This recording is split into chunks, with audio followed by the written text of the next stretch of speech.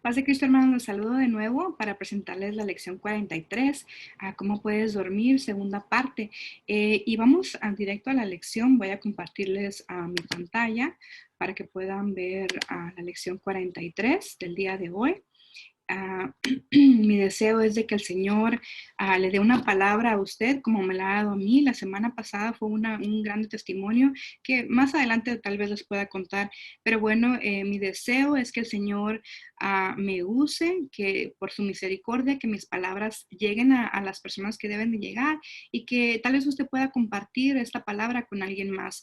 Esta lección es muy relevante, hermanos, a lo que estamos viviendo el día de hoy. Y es una muy bonita lección y espero que todos podamos aprender al escuchar la palabra y tal vez usted, si le beneficia, escuche la grabación, pero también léala, hermano. Y también no nada más leer la lección, hermanos, pero sino buscar las escrituras y estudiar las escrituras, ¿verdad? Porque es lo más poderoso, la palabra de Dios. No nada más es el escudriñar la lección, sino también ir a la escritura y leer la escritura para poder comprenderla e interpretarla de la manera que la debemos de interpretar, ¿verdad?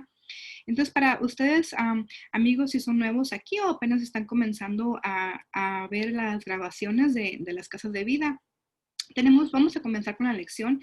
Tenemos una pregunta y la pregunta es, ¿qué es un avivamiento? Ahora, si usted apenas acaba de comenzar a venir a la iglesia o apenas está aprendiendo sobre la palabra de Dios, tal vez no sepa lo que es avivamiento. Yo, aunque conozco el idioma español, no sabía cómo se relacionaba la palabra avivamiento con la iglesia, ¿verdad? Según la Real Academia Española, la palabra avivamiento viene del verbo avivar, ¿verdad? Entonces quiere decir dar viveza, quiere decir animar, quiere decir hacer que algo arda más, ¿verdad? Entonces, ¿cómo se relaciona un avivamiento? ¿Qué significa, verdad? Para las personas que son nuevas ahora, que están aprendiendo, ¿verdad? Sobre la palabra. Vamos a leer entonces, y la lección, como les dije, es una lección muy bonita, muy relevante, hermanos, y los animo, ¿verdad?, para que a todos nos pongamos a reflexionar, a que hagamos una evaluación personal, ¿verdad?, para cómo esta lección nos puede ayudar a nosotros. Vamos a la introducción.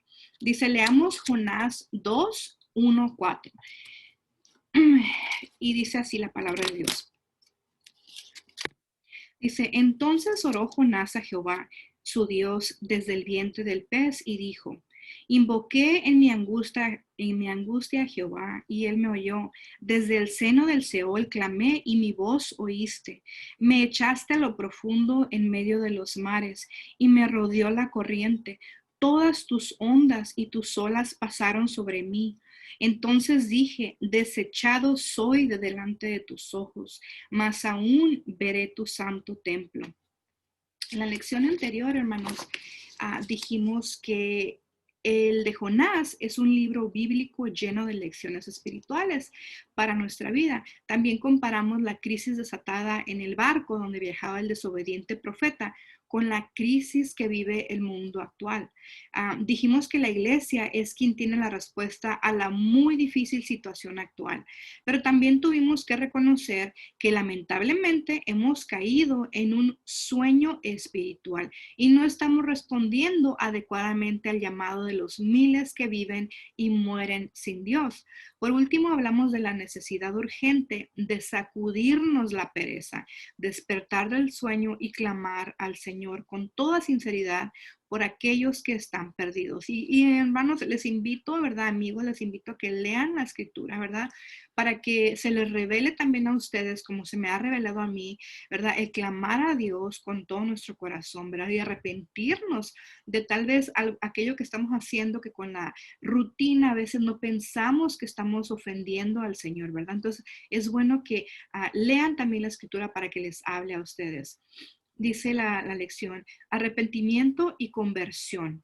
Nuestra oración ante la crisis actual debe ir acompañada no solo de sinceridad o remordimiento, sino también de arrepentimiento y conversión. Jonás aprendió esto en el vientre del pez. El rey de Nínive lo aprendería por su parte al escuchar la predicación de Jonás. Ambos en su momento evaluaron la situación de crisis que atravesaban y establecieron que la misma era el resultado de su mal proceder y de su pecado. La orden dada después en el decreto del rey fue contundente, que cada uno se convierta de su mal camino y de sus hechos violentos. Dios demanda de nosotros una evaluación concienzuda, o sea, que hagamos una evaluación, ¿verdad? Dice, de nuestro actuar como personas, como familias y como iglesias. Debemos hacer duelo, clamar a Dios y sobre todo apartarnos de nuestro mal camino, como dice segundo de Crónicas 7:14. Y es importante, ¿verdad?, que leamos a la escritura.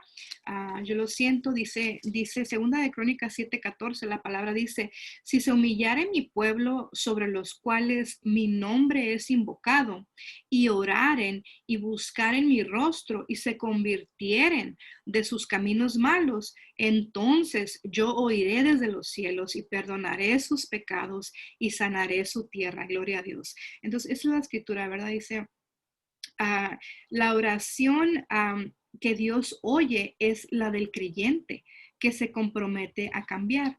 Los tiempos de abundancia, prosperidad y éxito nos arrastran al descuido espiritual, a la apatía, a la indiferencia para con el pobre, al consumismo, al desperdicio y a la satisfacción de innumerables deseos egoístas, ¿verdad?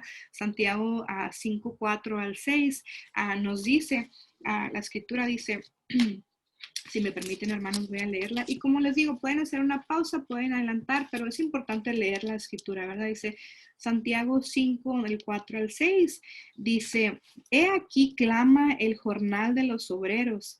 Dice, que han cosechado vuestras tierras, el cual por engaño no les ha sido pagado por vosotros.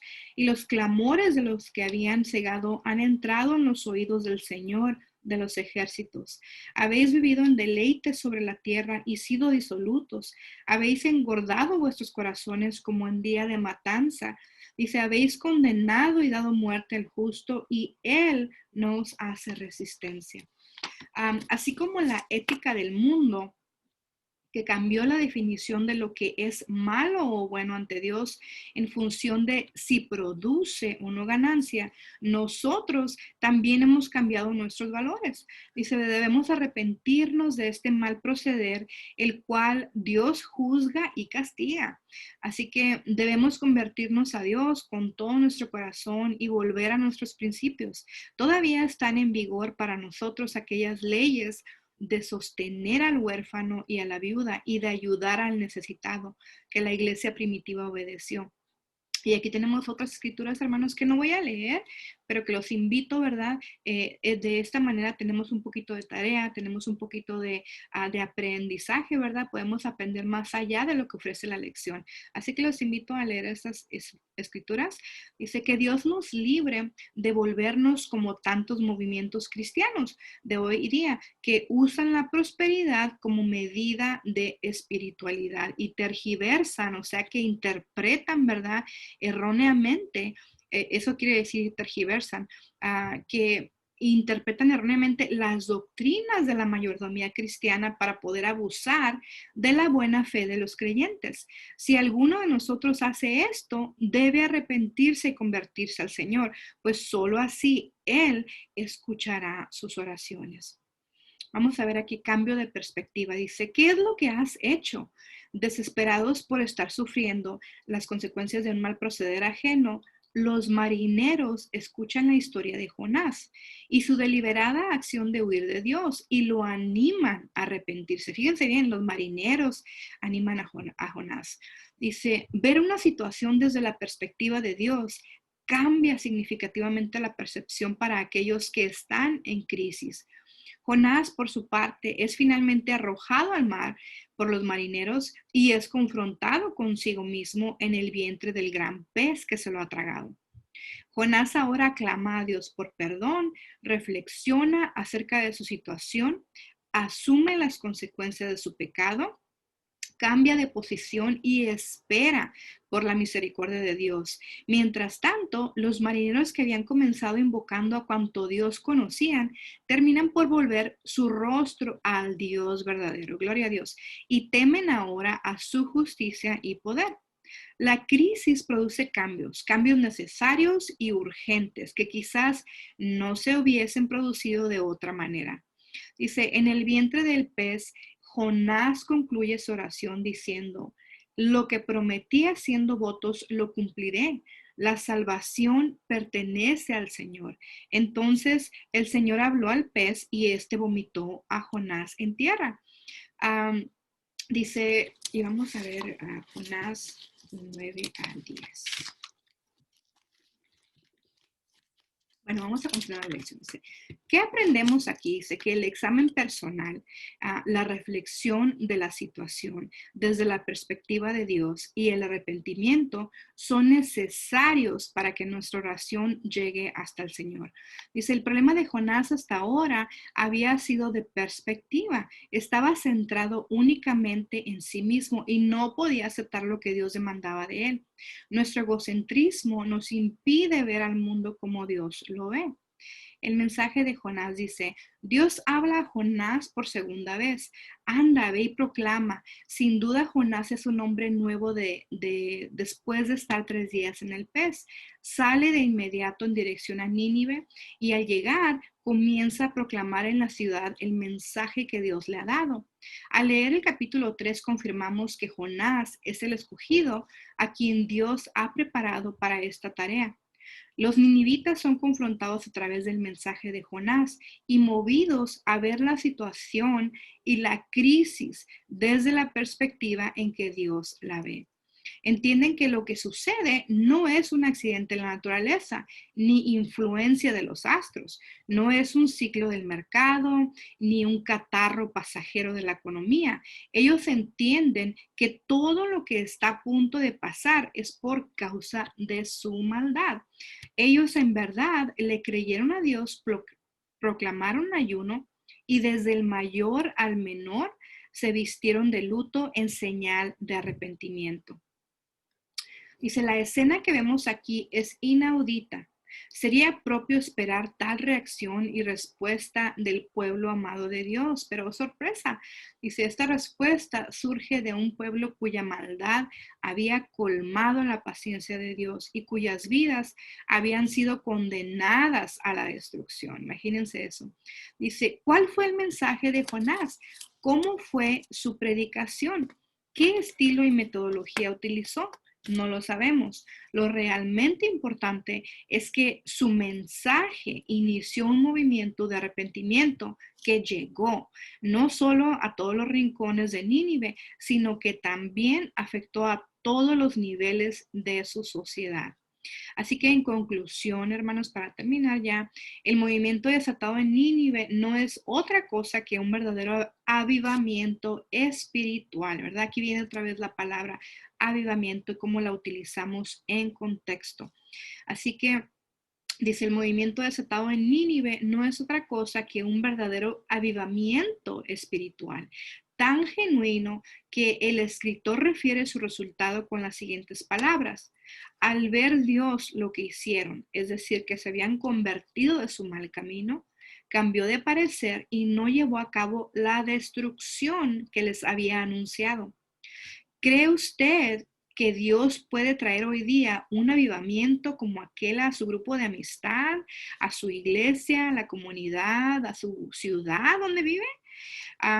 ¿Qué condiciones serían necesarias de acuerdo a lo que aprendió hasta aquí? Y lo más importante, hermanos, ¿qué estaría dispuesto a hacer usted para que aquello se haga real, verdad? Entonces, tenemos que reflexionar y espero, hermanos, mi deseo es de que el Señor los bendiga y que el Señor les haya hablado también, así como me habló a mí. Y mi deseo es de que en este momento que ya dimos conclusión a la lección, pues que usted pueda hablar, ¿verdad? Con los miembros que están en su casa, tal vez, con su familia o tal vez algunos amigos que tenga en su casa, que ustedes hablen y que oren, ¿verdad? Y que le pidan a Dios con todo su corazón por la misericordia del Señor que es grande, es infinita, y que oren, ¿verdad? Por las peticiones que tengan. Así que, hermanos, con esto concluye la lección. Mi deseo es de que el Señor los bendiga y entonces nos veremos pronto, si el Señor nos lo permite. Cuídense mucho, Dios los bendiga y los guarde.